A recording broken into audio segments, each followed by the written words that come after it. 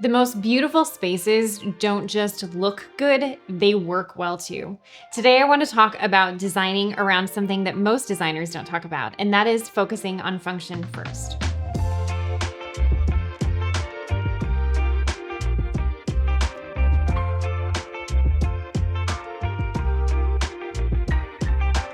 First and foremost, when you are designing a space, you need to think about designing for the people that are living in it, not just for the room. What do I mean by that?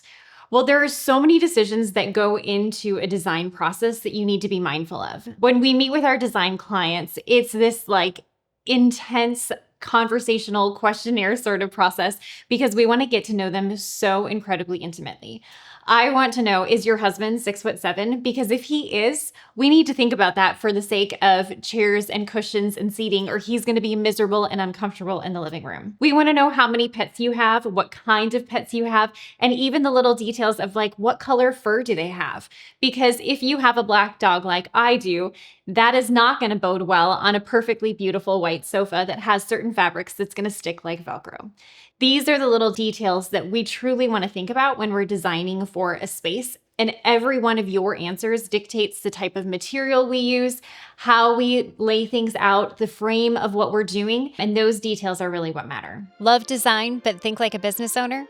If you're ready to leave your 9-to-5 and want to do something that's buildable and scalable, check out linden-creek.com/franchise and see if Linden Creek is the right fit for you.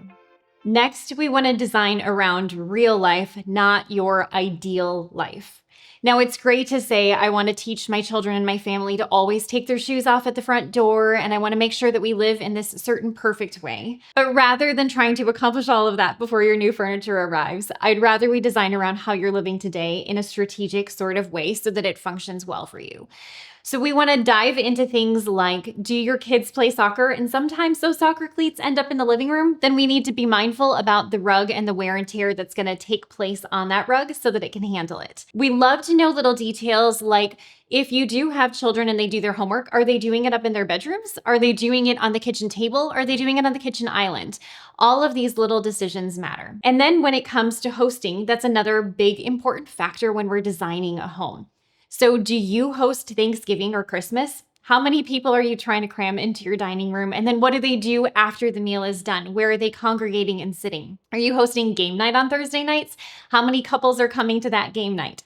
All of these details matter because we want the functionality not just for your Monday through Friday, but for those special events and activities that create the memories that are actually in your home. Let me share a real life example of this with you. I worked with a client a couple years ago, and she had 3 children. 2 of them were boys that were in soccer and active, and they had just gotten a new beautiful dog covered in this long, gorgeous hair. And she said to me, Alisa, I want white sofas. That has always been my dream. And most people look at that and go, hey, you have animals, you have children. That means no white sofas.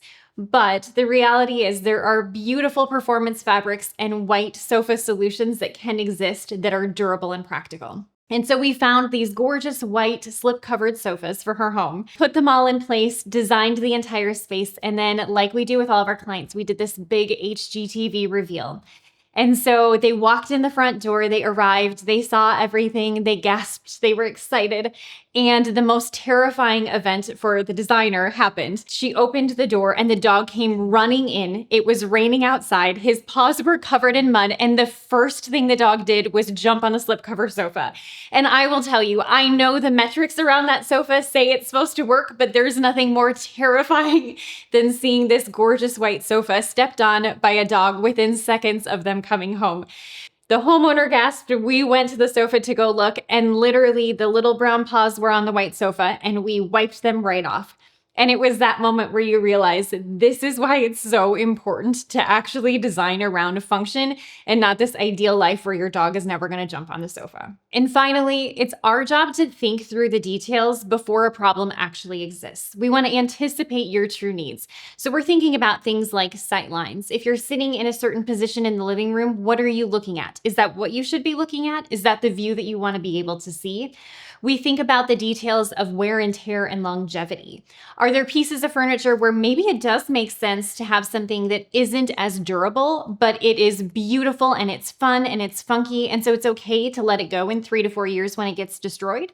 Or maybe there are pieces where they need to withstand the test of time because they're gorgeous investment pieces and it needs to withstand that wear and tear. All of these little details go into the design process. And I think what I find to be so interesting is oftentimes when people think about hiring an interior designer, they go, I want them to make my home pretty. But pretty is our second priority. First and foremost, our home and your home needs to function for you and the way that your family lives. And so making sure that you are thinking through the details and the nuances of how you truly live to dictate and determine the furniture solutions, the designs, the colors, the aesthetics that you want in your home, that's what leads to beautiful design. Thanks for spending the time with me today. If this conversation changed the way that you think about function and design, subscribe. We want to share more informational videos that are going to help you in your design journey. Thanks for listening. This is In Good Space.